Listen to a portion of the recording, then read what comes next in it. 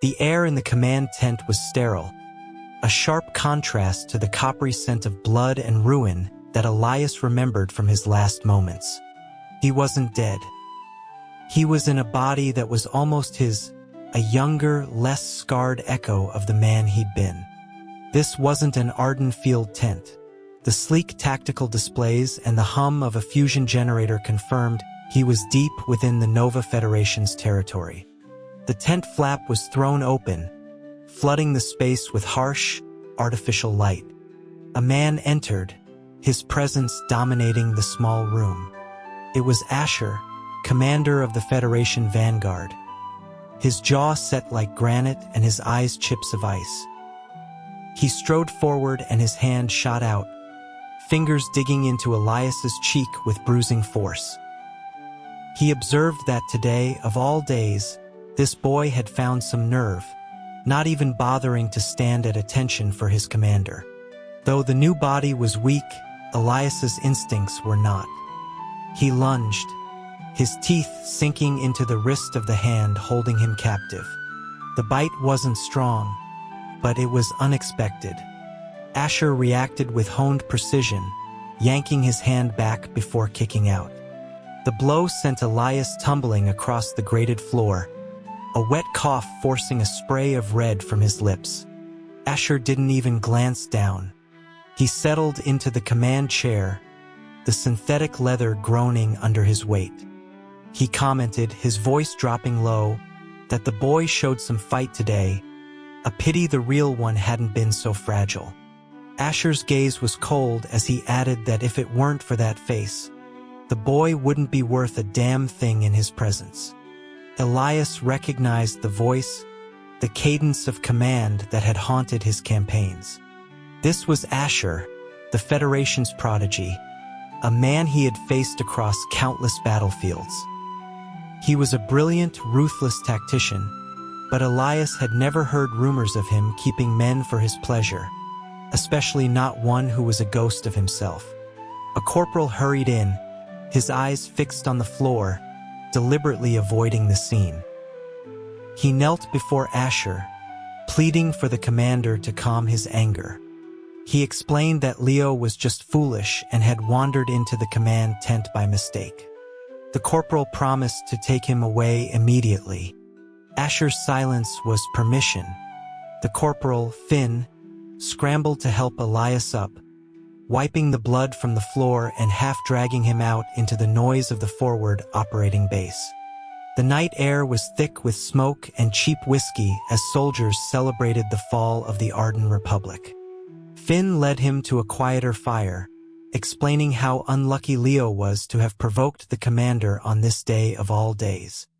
Finn lowered his voice, his expression clouded with something like sympathy, as he revealed the news that Commander Elias of Arden had reportedly thrown himself from a cliff after the final defeat. Elias remained silent, watching the flames dance. Finn continued, relaying an almost mythic tale of Asher's obsession with his fallen rival. He recounted how, before a diplomatic summit months ago, Asher had spent half a day meticulously polishing his dress uniform, only to learn that Elias had been called away to a border skirmish and never showed. Elias stirred the fire with a stick, the light flickering across his face. He asked, his voice carefully neutral, if Commander Asher and Commander Elias had known each other personally. Finn paused, thinking it over. He admitted he'd never heard anything official, but it was the kind of rivalry legends were made of. Even in the Federation's ranks, Commander Elias was a name spoken with grudging respect. He told Leo that Asher's admiration was the only reason a doppelganger like him hadn't been shot on sight. Finn then looked at him, clapping a hand on his shoulder. He told Leo he was betting on him. The real thing was gone, which made Leo the next best thing. Once Asher worked through his grief, it would be Leo's time to shine. The idea that this body's previous owner had been some lovesick camp follower was profoundly unsettling. Elias's expression was a mask of calm, but inside, a storm raged. He had no desire to shine in such a way. Finn leaned in closer, whispering that the commander had a search party looking for Elias's body for a full day. The men were saying Asher was so far gone he'd take the corpse if he could find it. He told Leo that with his face, even if he just lay there like a dead thing, the commander might eventually lose control. The Federation's frontier culture was known for its crudeness, but this was beyond anything Elias had imagined. He reached for a canteen to steady his nerves, taking a long swallow. The liquid burned, a harsh, smoky fire that seared his throat. He choked, realizing his mistake. It was whiskey. Finn laughed, asking what he expected in a military camp. Purified water? Before the words had fully registered, Elias's world went dark, and he pitched forward onto the makeshift table. Few knew that the great commander Elias, Tactician Supreme, was a notorious lightweight. One drink was all it took. He awoke on a cot in Asher's private quarters. His injuries had been treated, the bandages wrapped with professional skill.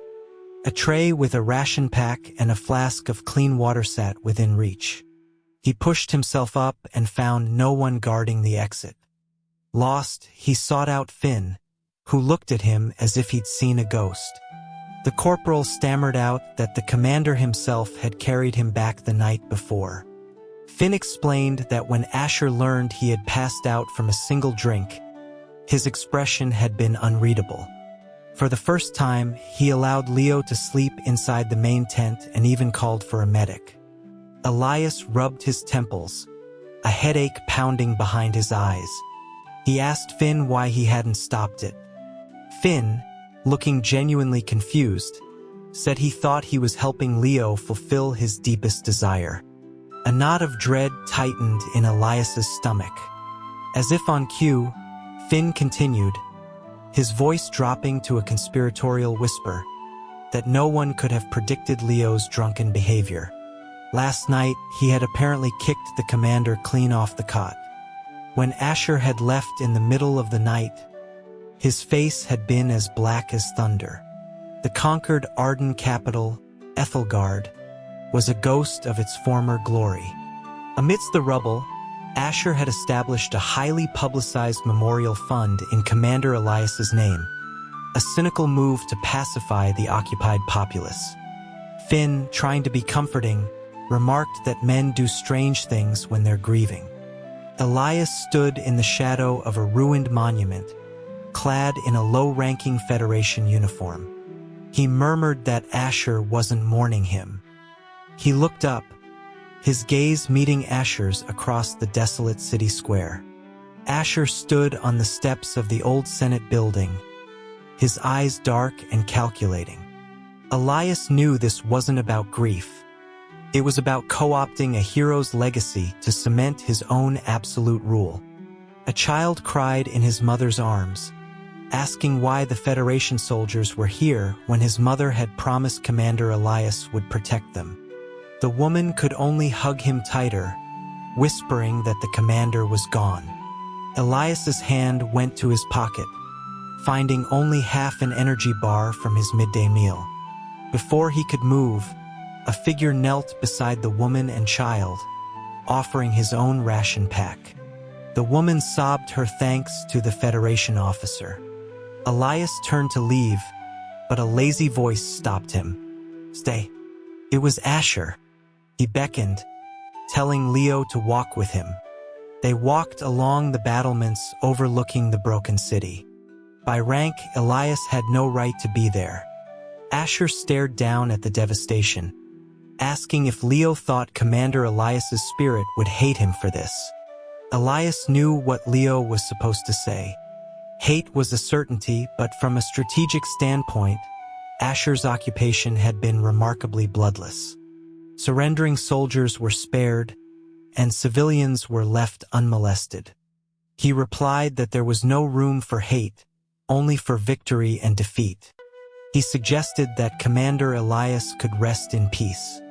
Asher was silent for a long time. When Elias finally took his leave, Asher dismissed him with a distracted wave. But Elias had taken only 2 steps when he heard a faint, high-frequency whine. He knew that sound. It was the targeting system of a sniper rifle aimed directly at him. He didn't break his stride. A muffled crack echoed from a nearby rooftop, but no bullet found him. The test was clear. Asher suspected he was more than just a look-alike. Later, under the cloak of twilight, he slipped into the military prison. It was a damp, cold place where the remnants of Arden's leadership were held. He found the cell he was looking for. A small boy, no older than 12, broke free from his minder and ran to him. Elias! It was Sam, his former protege. The boy's eyes, clear and trusting, saw past the unfamiliar face to the soul within. Elias knelt, his voice a whisper, telling the boy to be quiet. He was getting him out. As they neared the exit, a low groan came from an adjacent cell. Elias. He turned, meeting the cold, familiar eyes of the man who had been Arden's president. The disgraced leader stared, the dim light concealing the changes in Elias's appearance. He accused Elias of faking his death, feigning immense grief at the news. Elias cut him off coolly. He thought the president would have been hoping for his death, especially since he'd conspired with Asher to cut off Elias's supply lines, sacrificing 10,000 Arden soldiers and a century of independence. The president sputtered denials, asking why he would ever sabotage his own nation. Elias gave him the reason. He wanted to use Asher to eliminate a popular military commander he saw as a rival, but he never imagined Asher would break their deal and conquer Arden entirely. The president's face twisted with undisguised venom. He demanded to know why, if Elias knew everything, he was risking his life to save the boy, Sam. He sneered, asking if Elias planned to use the boy to start his own kingdom. Elias's voice remained level. A soldier for Arden, always a soldier for Arden. He had never forgotten his duty, even if his president had. He beckoned to Sam, who was hiding behind him. He told the boy to go and say goodbye to his father. He got Sam to an armored van waiting in a desolate alley. As the boy climbed in, he reached out a small hand. "Elias, you're coming too, right?" Before he could answer, the cold point of a knife pressed against his spine. Asher's voice was a low, dangerous purr behind him. "Going somewhere, Commander?" He was caught. His fingers curled into fists. He told Asher to let the boy go, and he would stay. Sam, panicking, began to yell, but the knife pressed deeper. Then, with a flick of his wrist, Asher sliced through the strap of Elias's gear bag. It was a blatant threat, laced with a perverse sort of intimacy. Asher cut the boy off, his voice mocking. "Didn't you hear your commander? He's mine now." Sam tried to lunge at Asher, but Elias caught his arm. He pressed a concealed emergency beacon into the boy's hand, then slammed his fist on the side of the van. The vehicle roared to life and sped away into the darkness. The moment it was gone, Elias spun, grabbing a length of rebar from a pile of rubble. It met Asher's combat knife with a screech of metal. Asher dodged a wild swing, a thin line of red appearing on his cheek. He wasn't angry, he was thrilled. He wiped the blood away with his thumb, a slow smile spreading across his face. He murmured that Elias was just as sharp as they said. He pointed out the futility of the situation, surrounded by Federation forces in a dead-end alley. Elias's grip on the rebar tightened. He was trapped.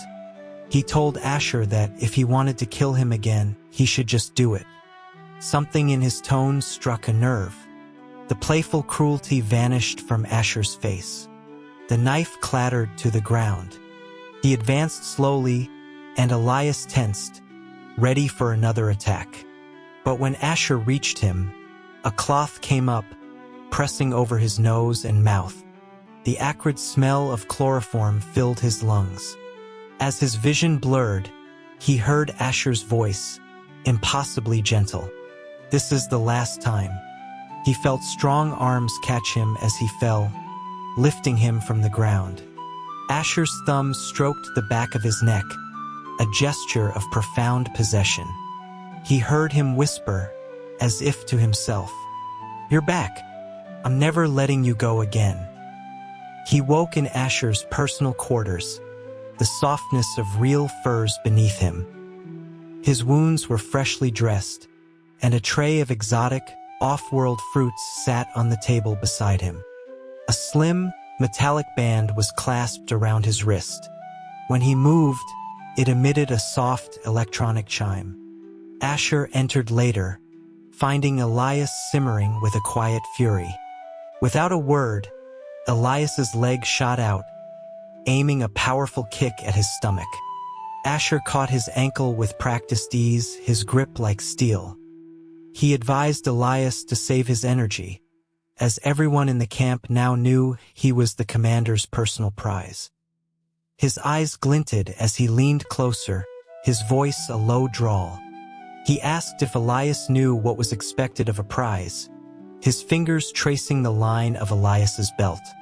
He wondered if he knew how to properly serve his commander. A hard object pressed against Elias's hip. He tensed, his eyes flashing downwards, only to see it was the corner of a metal data slate hanging from Asher's belt. But attached to the slate on a worn leather cord was a familiar piece of metal. It was his own dog tag from the Arden Military Academy. The memory was sharp and unwelcome. He had been the Academy's star cadet, a prodigy from a noble family. A visiting instructor, looking to humble him, had posed an impossible question before the entire student body. Of all the future leaders gathered here, who would one day rule the fractured nations? It was a political minefield. To name anyone was folly. To demur was cowardice. Elias, ever poised, had answered with a clever deflection. He'd said that leadership was proven by action, not words, and jokingly proposed that whoever could shoot down the notoriously difficult Hornet training drone on its highest speed pass would be the future master of them all. He meant it as a joke.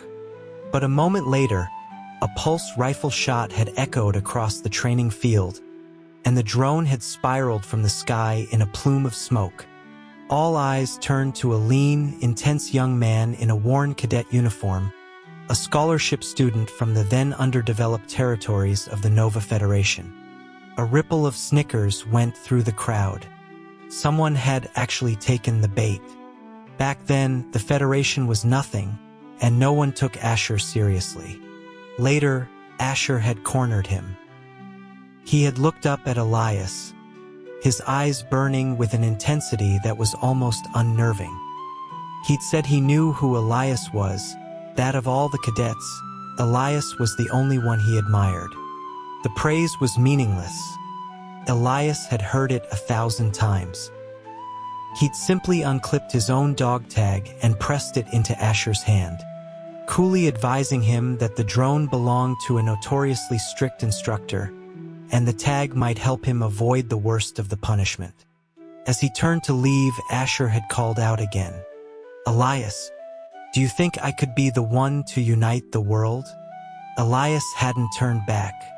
He had simply replied that, in a time of chaos, survival itself was a victory. If Asher was still standing when their training was done, he would have his answer. Now, in the dim light of the command tent, Asher leaned over him, a predator's smile on his face. He watched Elias's eyes, asking in a low murmur if he could tell him now who the ruler of the world was. Elias met his gaze, his own expression unreadable. He asked if the answer was truly that important to him. Asher stared back, and then a strange, self-deprecating laugh escaped him. He straightened up. "No, not important." He gestured dismissively. "Drop your pants." Elias's eyes narrowed. He shifted, bending one knee, a cold sneer touching his lips. He began to say that for a supreme commander, Asher's methods of humiliating a prisoner were rather crude, but his words died in his throat. Asher had turned to a medical kit and was opening a jar of antiseptic ointment. He looked back at Elias, a flicker of confusion in his eyes. He repeated the order to hurry up and drop his pants. Elias clutched the waistband of his trousers, his suspicion warring with confusion. Suddenly, a series of urgent, muffled whispers came from just outside the tent. The augmented hearing of a trained soldier picked it up easily. Asher heard it too. Inside, I heard him say, "Drop your pants." "No way. You think the commander's the one on the bottom? This is way too intense, I can't listen." Asher's expression froze. The hand holding the ointment jar tightened, his knuckles turning white. He told Elias to wait a moment. He had a private matter to attend to. After the sounds of muffled shouting and retreating footsteps faded, Asher returned. He found Elias had only rolled up one pant leg to expose a deep purple bruise. Asher raised an eyebrow. He asked Elias what exactly he thought was about to happen. He admitted that while Elias might have a certain mistaken impression of him, to think he would assault him in this condition was insulting. He asked if Elias truly believed he was an animal. Elias's skeptical gaze was answer enough. Asher didn't argue. He scooped some of the cold ointment onto his fingers and began to work it into the bruised tissue. The pressure of his calloused fingertips on the tender flesh made Elias hiss in a sharp breath of air. Asher chuckled softly. He mused that it was funny how someone so tough could be so sensitive. He couldn't handle his liquor, was a picky eater, and was apparently tender-skinned. Elias retorted that it was none of his business. The pain made his eyes water slightly, his lips parting as he fought for breath. He managed to say that he was wealthy enough to afford his habits. Asher didn't reply, but Elias felt something hot and hard press insistently against his thigh. He froze, his gaze dropping. Asher's arousal was obvious and undeniable. Elias tried to pull away, but the movement only increased the friction. Asher's face was flushed, but his voice was eerily calm as he gritted out, "I am an animal." He thrust the jar of ointment into Elias's hand. "Do it yourself. I'm going for a cold shower." Asher practically fled the tent. A few moments later, the sound of a high-pressure decontamination shower started, then stopped abruptly. It was followed by a loud splash and a string of curses. Elias paused his work, a grim thought forming in his mind. TSK didn't last long. He carefully pulled his pant leg down and, for good measure, tied the drawstring on his trousers into a tight double knot. Asher did not entirely restrict his movements. While crossing the main camp, Elias saw a hulking sergeant viciously lashing a group of surrendered ardent soldiers with a shock baton. The sergeant was mocking their lack of spine, laughing about how they had no backbone to break. As he raised the baton for another strike, Elias's hand shot out and caught it mid-swing. The sergeant recognized him. Well, if it isn't Leo, come to do more than just warm the commander's bed? The men with him tried to warn him off, but the sergeant was emboldened. He sneered that Leo was just the commander's pretty little toy, soft as cotton. Elias smiled, a chilling, humorless expression. His grip on the baton tightened. "That's right," he said softly, "and you just kicked the wrong hornet's nest." In a blur of motion, he twisted the baton from the sergeant's grasp and cracked it across the man's knee. The sergeant screamed, collapsing to the ground. A crowd gathered, and someone shouted that the commander was coming. Everyone dropped to their knees except for Elias, who stood holding the baton, his eyes fixed on the approaching Asher. He dared him with a look. "You gonna stop me?" Asher took in the scene, the defiant man before him, and the whimpering sergeant on the ground. He was silent for a moment, then spoke to one of his aides. After getting the full story, he turned back to Elias. "No," he said calmly. "Just wanted to say, don't kill him." Elias raised an eyebrow. "He's one of your men." Asher glanced at the baton in Elias's hand, then back at his face. He rubbed his forehead. "Abusing prisoners is against regulations. He deserves what he gets. If you don't punish him, I will." He gave the sergeant a disgusted look. 80 lashes for breaking military code, then dishonorably discharged. The unspoken truth was that Asher knew his man stood no chance against Elias anyway. News of the incident spread like wildfire. In the meritocratic brutality of the Federation Army, strength was everything. Suddenly, Elias, previously seen as a mere plaything, was an object of respect. Soldiers offered to do his chores, to fetch his meals, piling their own meat rations onto his plate despite his protests. Asher's attempts to curb the bizarre hero worship with extra drills were utterly ineffective. Seeking a moment of peace, Elias slipped away to a deserted supply depot, hoping to meet a loyalist contact. As he approached the prearranged spot, the contact saw him and, as planned, stumbled towards him as if by accident. "Leo, fancy seeing you here." Before Elias could react, another arm shot out, steadying the man. It was Asher. He smiled at the contact, a smile that didn't reach his cold eyes. "Watch your step," he said smoothly. "You wouldn't want to fall all over my property." The contact paled, stammering that it was just a coincidence. Asher's smile widened, becoming sharper. He tapped the hilt of his sidearm. "In a place this deserted? Do you take me for a fool? There's no such thing as coincidence." Both Elias and the contact held their breath. Asher continued, his voice dangerously soft. "Besides, for a coincidence to work, you have to have the right face. A face like yours. The timing could be perfect and you'd still have no chance." The contact, utterly baffled, glanced at Elias for a clue. Elias closed his eyes, wishing the ground would swallow him whole. Asher, apparently snapping out of his possessive reverie, suddenly focused on the man again. "Wait a minute. What unit are you with? I've never seen you before." The atmosphere crackled with tension. Before the contact could sweat his way into a confession, Elias quickly stepped forward and took Asher's arm. "What are you doing here?" Asher's gaze dropped to Elias's hand, the first time he had ever initiated contact. The predatory sharpness in his eyes softened, replaced by a familiar, slightly dazed look. "Just walking," he said, sounding genuinely surprised. What a coincidence.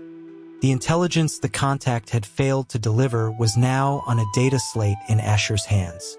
The Zhao Alliance, the last major power, seeing an opportunity, had launched a massive surprise attack. Asher's forces in the Arden capital were dangerously outnumbered.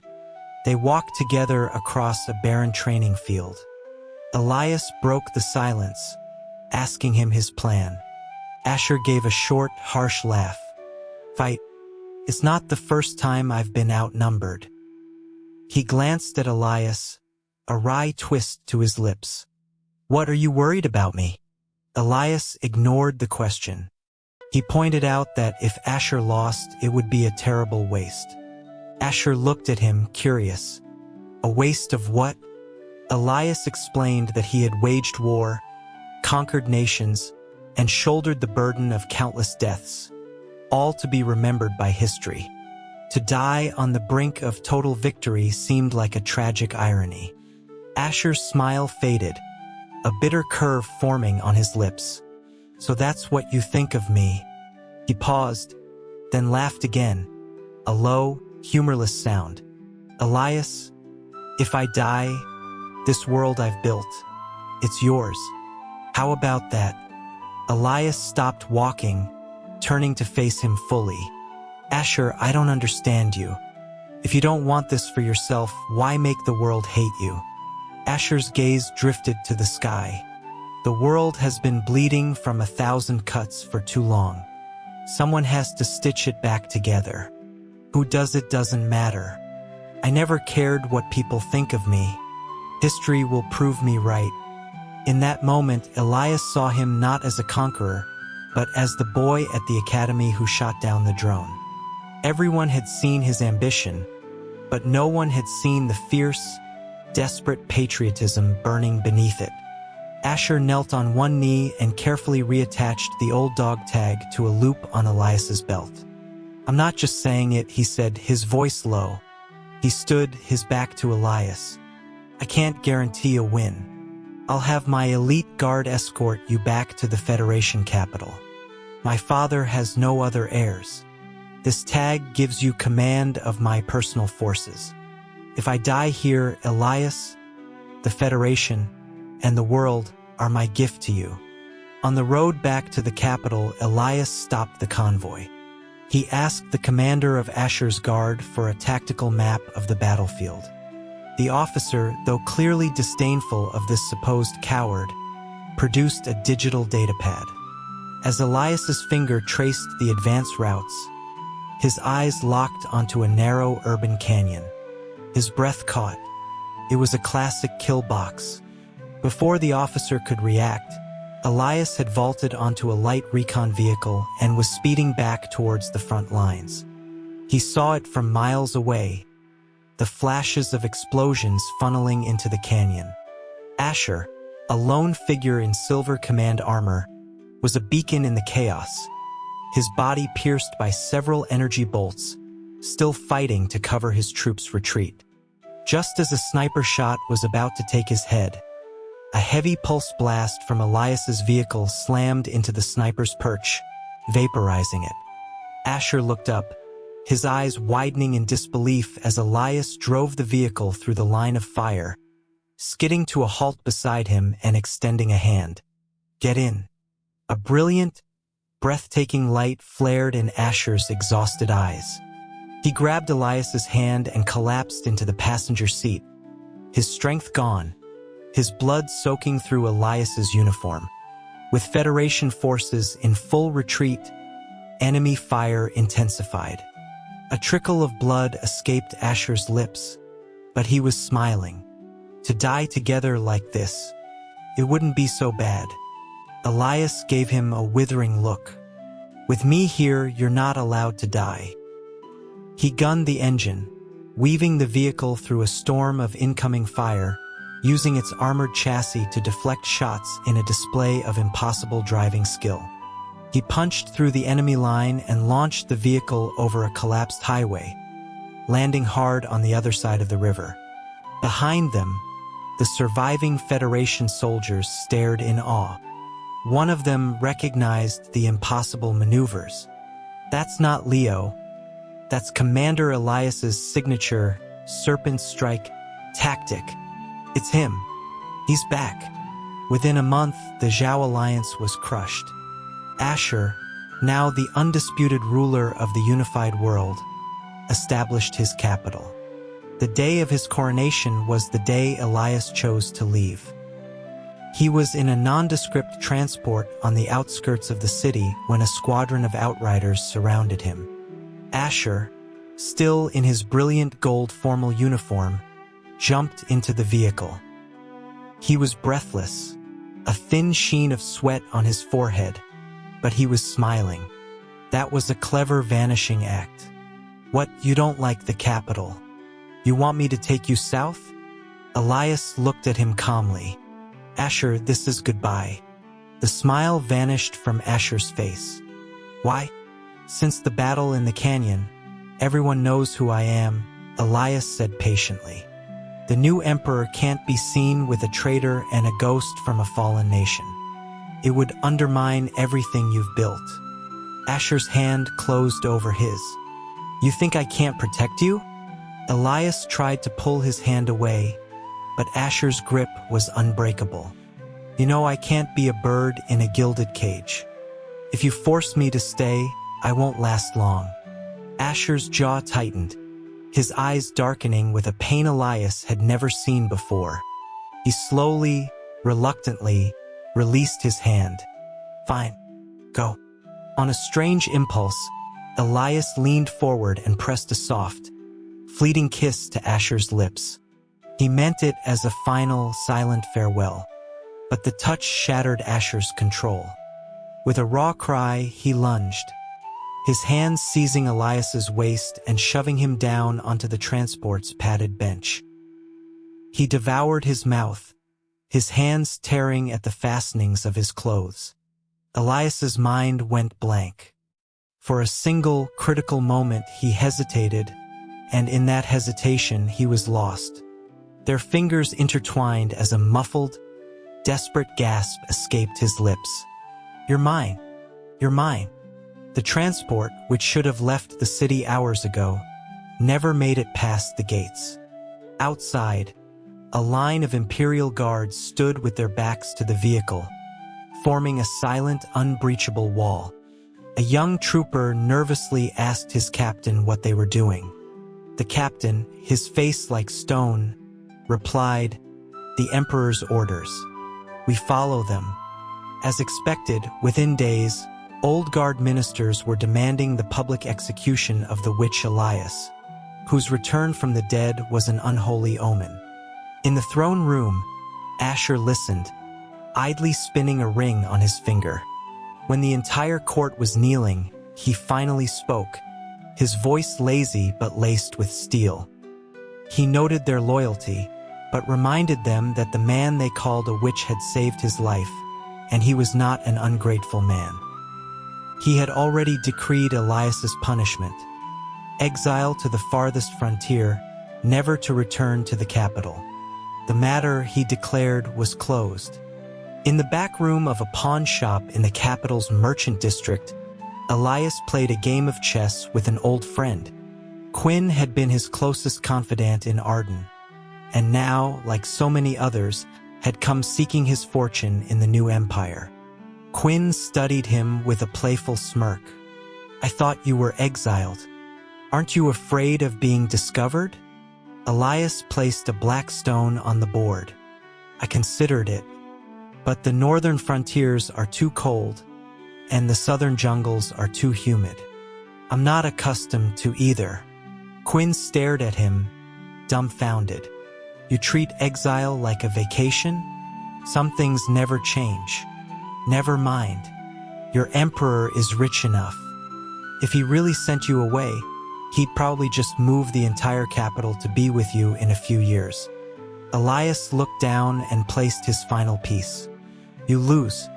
Quinn looked back at the board, his jaw dropping as he saw the trap that had closed around his white stones. "You emotionless monster. I came here to comfort you in your time of heartbreak, and you show me no mercy." Elias was already standing and walking away. Quinn threw his hands up in frustration. Damn these romantics, especially the ones named Asher. They corrupt everyone they touch. A few days later, Quinn, a master of rhetoric and opportunism, declared before the imperial court that he had a great gift for the new emperor. He then presented Elias. "Your Majesty," he announced, "I have heard of your deep and tragic affection for the late Commander Elias. To ease your Majesty's sorrow, I have searched far and wide and brought you the Commander's long-lost younger brother."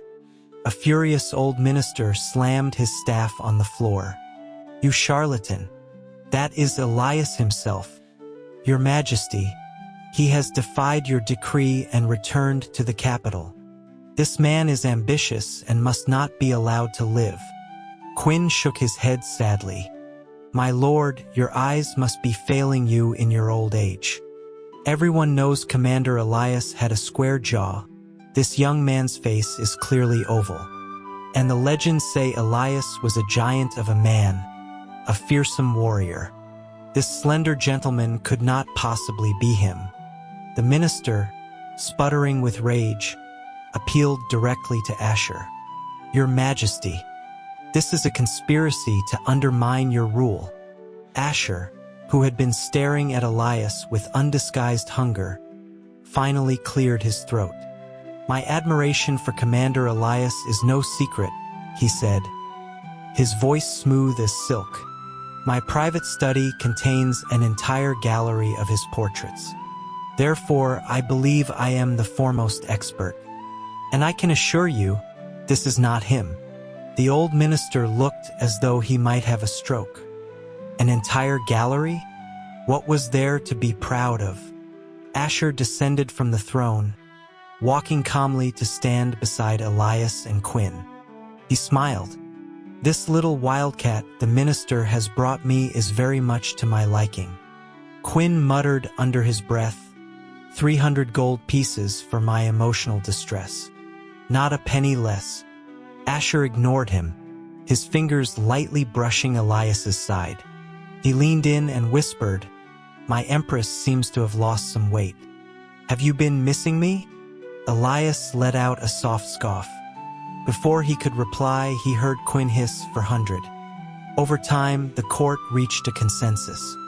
This new favorite, while unervingly similar to the dead commander, had a remarkably calming effect on the emperor. His moods were stable, his decrees were fair, and his handwriting on official documents was much improved, even if it was occasionally shaky. This new boy was delicate. He didn't drink, hated spicy food, and avoided the sun. He couldn't possibly be the fearsome warrior Elias. And if sacrificing one pretty boy to the emperor's eccentric tastes ensured peace and stability, it was a price they were all willing to pay. That night, in the imperial chambers, Asher nipped at Elias's ear, his voice a low laugh. "You're all sharp edges, my love, but you feel so soft." The next second, with a loud thump, Asher was launched out of the bed and onto the floor. Elias rose, his dark, damp hair clinging to his neck as he walked to where Asher lay sprawled. He looked down, his eyes like polished obsidian. "Soft?" Asher, though dazed, grinned up at him wickedly. "Not soft. So hard it makes me." Elias silenced him by straddling his hips and capturing his mouth in a deep kiss. "Your Majesty," he murmured against his lips. "Watch your language. You'll be censored."